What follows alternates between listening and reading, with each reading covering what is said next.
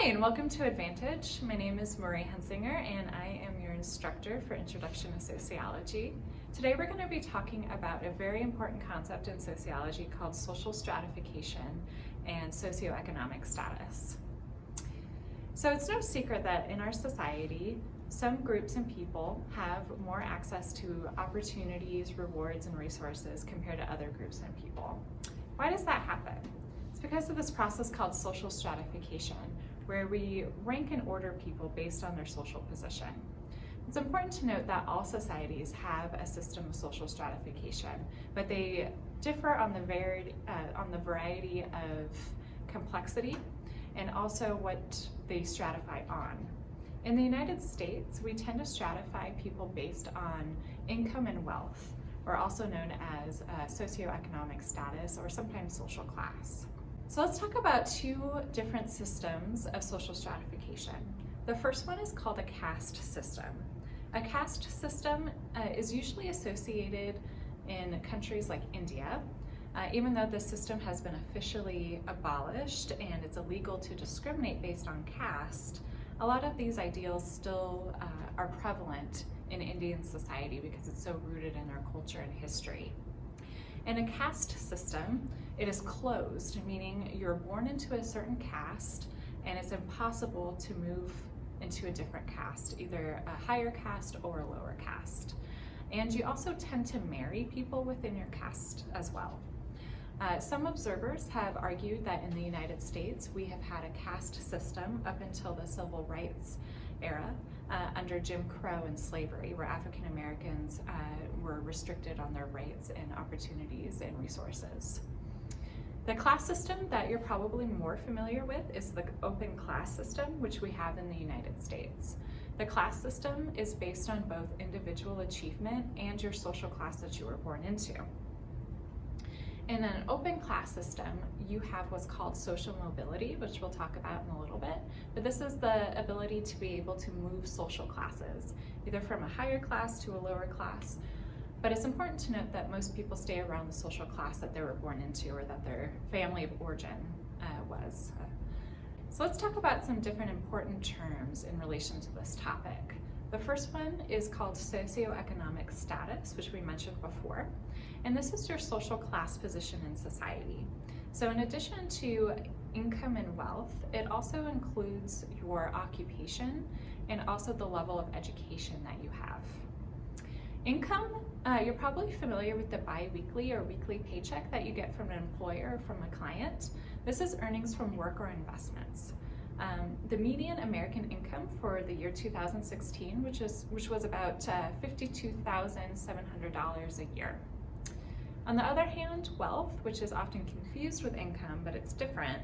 Wealth is your net worth, as it's sometimes called, is what you own minus your debts.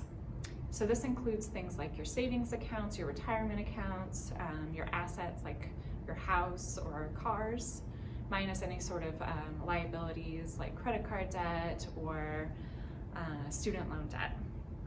The median American net worth for 2016, which was about $97,300.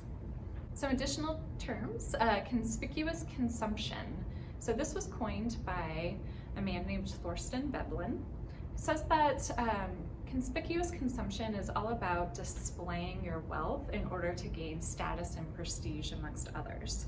So have you ever bought something because of the prestigious brand name and not necessarily because the quality of the product?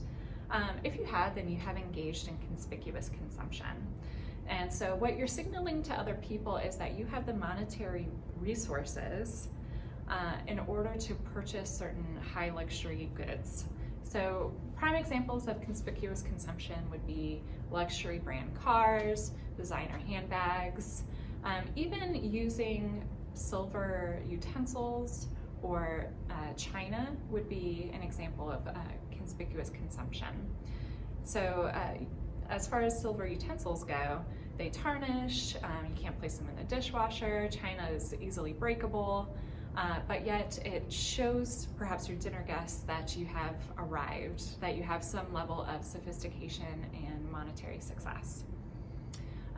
A term that goes along with Conspicuous consumption is called status symbol.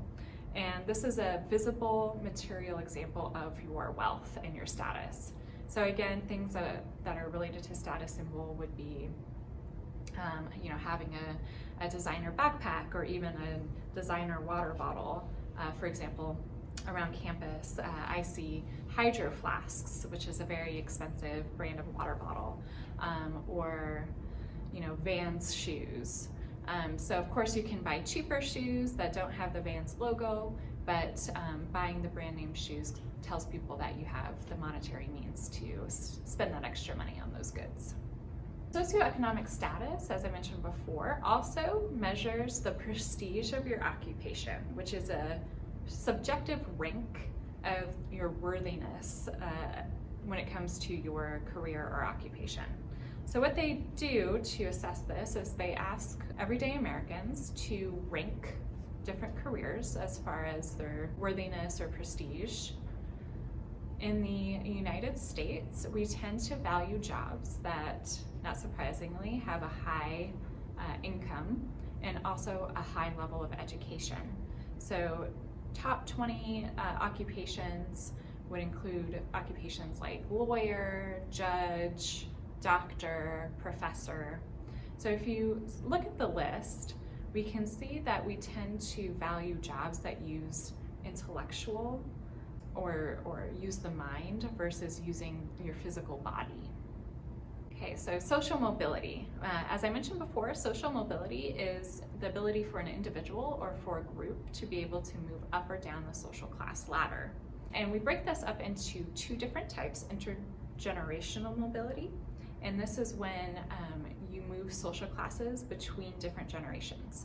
So an example would be Oprah Winfrey, whose mother worked as a maid, and now Oprah is, Oprah. She is a billionaire, she's a talk show host, a writer, an actress, a philanthropist, and she's very well regarded in society.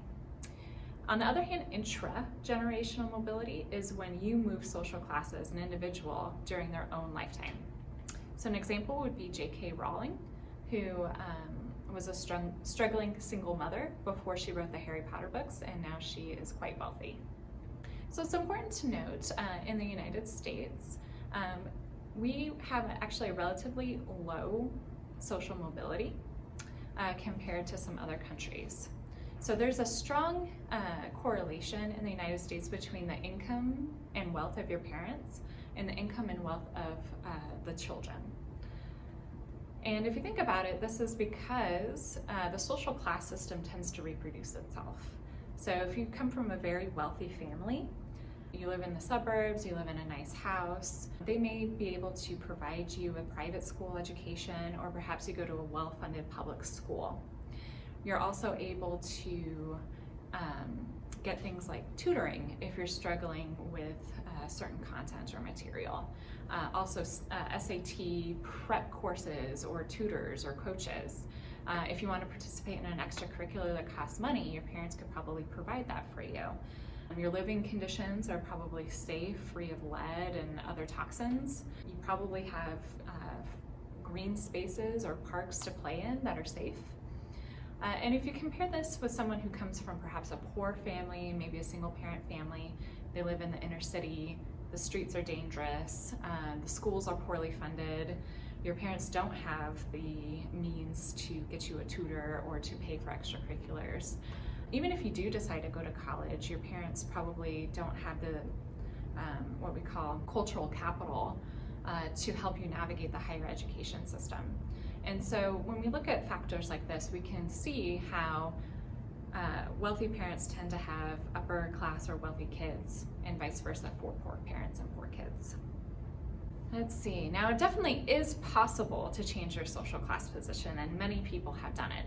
However, lately, at least within the last couple of decades, most people now believe that their kids are not going to do better economically compared to when they were kids. So for example, take the number 50, which is the percentage of American children today who will grow up to earn more than their parents. To contrast to a previous era, This was down from over 90% for children born in the 1940s. And there's a variety of reasons for this that we'll talk more about income inequality and wealth inequality in another video. So comparatively, you can see by this graph here that in the United States, 58% believe that they will be worse off than their parents. 37% believe they'll be better off. In countries like Greece and France, the majority believe that they'll be worse off. In Poland, it's a little bit better. In Russia, 52% believe they'll be better off than their parents. Okay, well, that's all that I have for you for this video. Thank you for watching, and please tune in next time when we talk about inequality. Thank you.